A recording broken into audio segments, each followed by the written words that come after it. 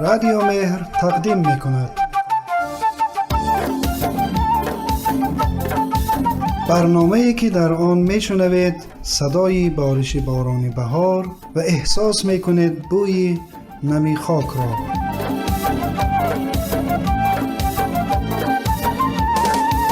کاشانه مهر. کاشانه مهر، جایی که در آن روح تازه می شود و زندگی با همه فراز و نشیبش جریان دارد. همراه ما باشید تا بر روی زندگی لبخند بزنیم. کاشانه‌تان پرمهر.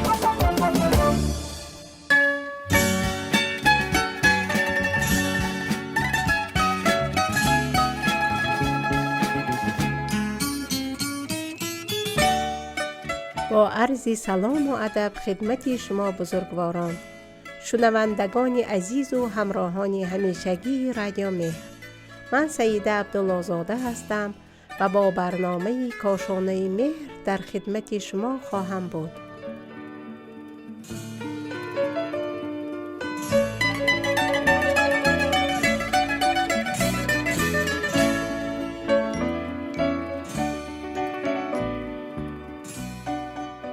امیدوارم تا پایان برنامه با ما همراه باشید. آیا می دانید یکی از مهمترین خواسته های فرزندانمان داشتن استقلالیت و آزادی خواهیشان است و حتی می توان گفت که سبب و ریشه برخی از مشکلاتی که گاه بین ما والدین با فرزندانمان داریم همین آزادی خواهیشان است.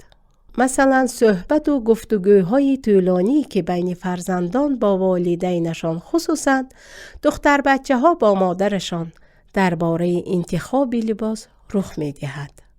مانند وقتی که می خواهیم برویم به مهمانی یا گردش و بازی و یا خرید و بازار و یا حتی مکانهای رسمی. انتخاب لباس از جمله مواردی است که کودکان می توانند با آن به استقلالیت خود پی ببرند.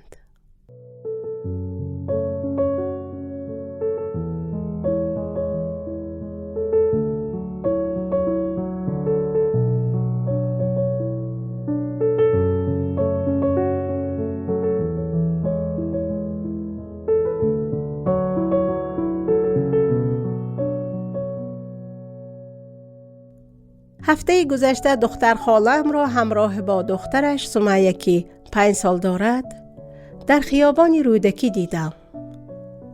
ما کمی با همدیگر صحبت کردیم و چون نه من و نه او عجله‌ای نداشتیم، در یکی از نیمکت‌هایی که در مسیرمان بود نشستیم و صحبت می‌کردیم. سمیه هم کمی فرصت یافت تا به بازی مشغول شود. در میان صحبت‌هایمان گپ در مورد فرزندانمان رفت و دختر خاله‌ام از بهانه‌جویی‌های دخترش برایم گفت و تعریف کرد که سمیه در زمان لباس پوشیش او را بسیار غم می‌دهد. او گفت هرچی که به او می‌پوشانم دوست نمی‌دارد. اصرار دارد که خودش لباس‌هایش را انتخاب کند. بعد هم چند تصاویر از انتخاب‌هایی که سمیه در لباس پوشیش کرده بود نشانم داد که بسیار خنده‌آور بود. دختر خاله‌ام در ادامه گفت که با این رفتار سمیه خودش هم در جمع و در مقابل دیگران از انتخابی که سمیه کرده بود خجالت می‌کشید.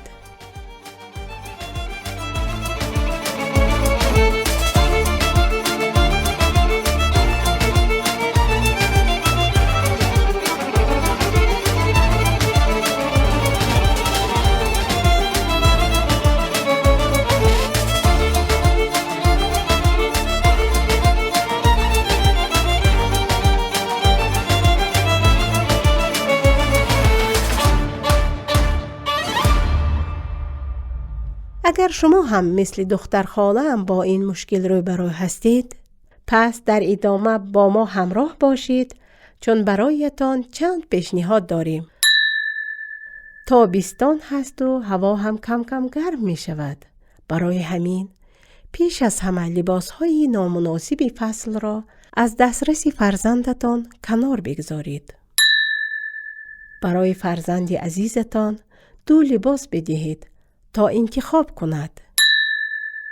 بسیار بسیار مهم است که کودک با عواقب تصمیمش روبرو بشود. اگر هم اصرار بر لباس نامناسب دارد، تا زمانی که به سلامتیش آسیب نرساند برایش آزادی بدهید. ولی برای فرزندتان با خودتان لباس مناسب همراه داشته باشید. یک نکته دیگر این است که شما اصلاً به هیچ عنوان با فرزندتان ستیز نکنید که معلوم نیست آخرش چی می شود. ما مادران همیشه باید محترم، مقتدر و مهربان باقی بمانیم.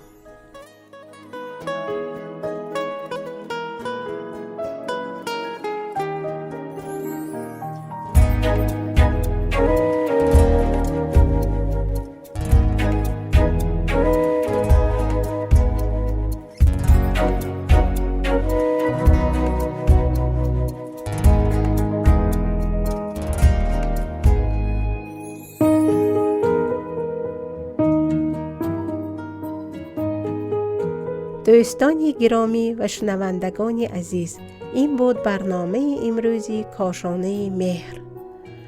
امیدوارم مورد توجهتان قرار گرفته باشد و در برنامه‌های بعدی همچنان با ما همراه باشید.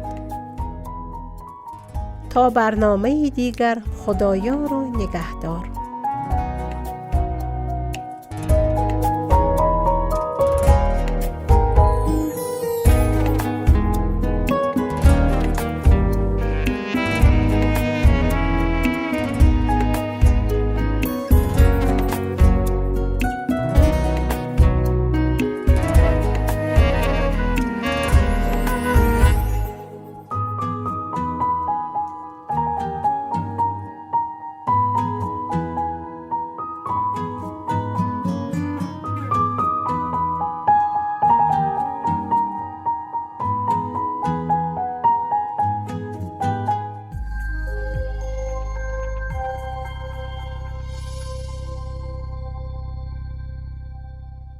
برای دریافت پادکست های بیشتر و برنامه های متنوع رادیو مهر، ارمغان امید و آینده می توانید با واتساپ ما با شماره +90 531 623 0676 پیام دهید و با ما در ارتباط باشید.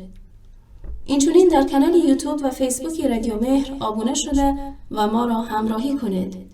www.radiomehr.org